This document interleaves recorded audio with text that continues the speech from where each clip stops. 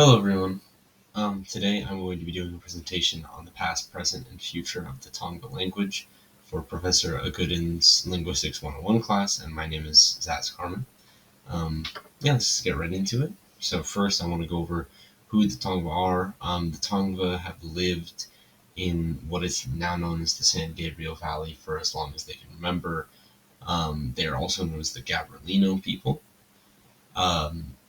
Since sometime in the late 1700s, they have been consistently persecuted from then until very recently by many different governments and groups, including the Spanish, which originally colonized them, along with later the American government during the Manifest Destiny period of American history, which led to many bad things happening to their people. And now there are still Tongva people around, however, much less, and they're fighting every day for the recognition and often reparations that they deserve.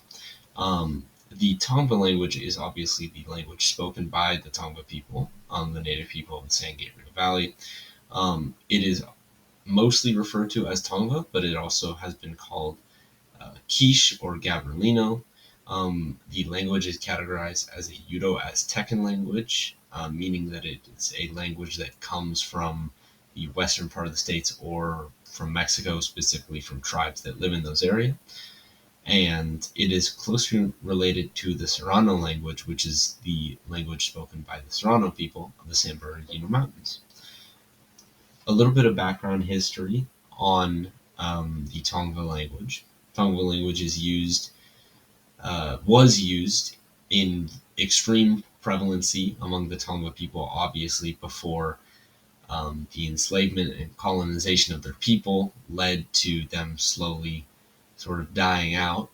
And the Tongva language has not been spoken fluently or conversationally since the 1940s. Right here, we have a picture of one of the last fluent Tongva speakers, Miss James Rosemarie. She helped sort of as a guide for a lot of people to learn about the Tongva language back in the day. And the most documented sort of things that we have on the Tongva language are the field notes of American linguist John Peabody Harrington.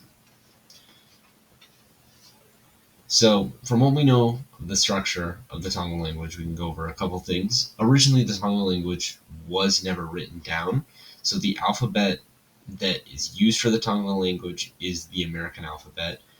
Words are kind of sounded out to fit into our, modern English alphabet that we have.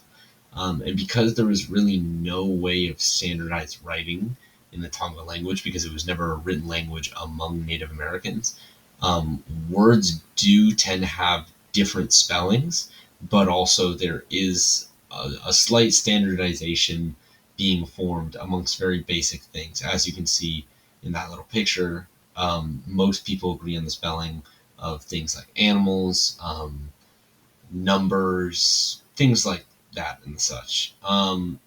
Also, a lot of words never existed in the original Tongva language, so a lot of scholars have had to sort of analyze the structure and makeup of the words and are trying to develop new words so that the language can be relevant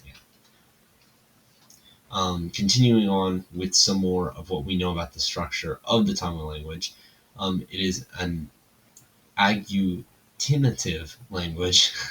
I'm struggling with that one. Which means that words are sort of changed with suffixes for different reasons. What I akin this to, although this might not be the most accurate, is how in Spanish verbs are conjugated differently, but that might not be correct. I have a feeling it's probably not, because I've never heard the term before.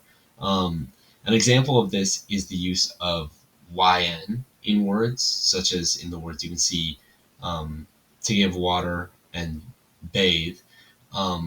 The addition of this yn, according to one of the leading linguistics on the subject, who could be seen here, drawing on the post-it note, Miss Pam Monroe.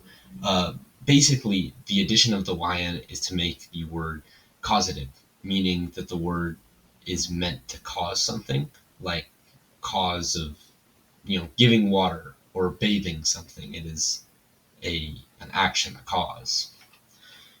Um, Currently, what we know about the present of Tongva is that there are currently no native Tongva speakers. There are current linguists trying to work on bringing the language back, and there's a lot of descendants of Tongva people that also want to bring the language back and teach it to their kids in order for them to learn the language and for the language to grow again. Currently, it's also being taught in a couple of settings. I think the lead sort of researcher and teacher on the subject is Professor Pam Monroe. As I mentioned in the previous slide, she works at UCLA, and she can be seen in this picture right here. Another frequent use for the Tongva language, where it's kind of survived, is in a lot of traditional ceremonial songs or dances. Finally, for the future for the Tongva language, there's a lot that we can do to sort of speculate on. First, we can definitely see that there's a lot more sort of knowledge coming out about this language, and a lot of people trying to learn about it and teach it in the current day. And I think that this can definitely lead to positive growth in the amount of people that are able to speak Tongva, even in the little bits of just speaking phrases or stuff like that, which can eventually evolve to even be part of English again in some situations. And I think it is possible for people to eventually become conversationally fluent in Tongva. However, despite many efforts from the best scholars, there is a good chance that the Tongva language will never see a full resurgence, just because of how much we have lost of it in the many, many years that have affected the language and just the time. And yeah. And here's my works cited. That's about everything there is about the Tongva language. Thank you very much.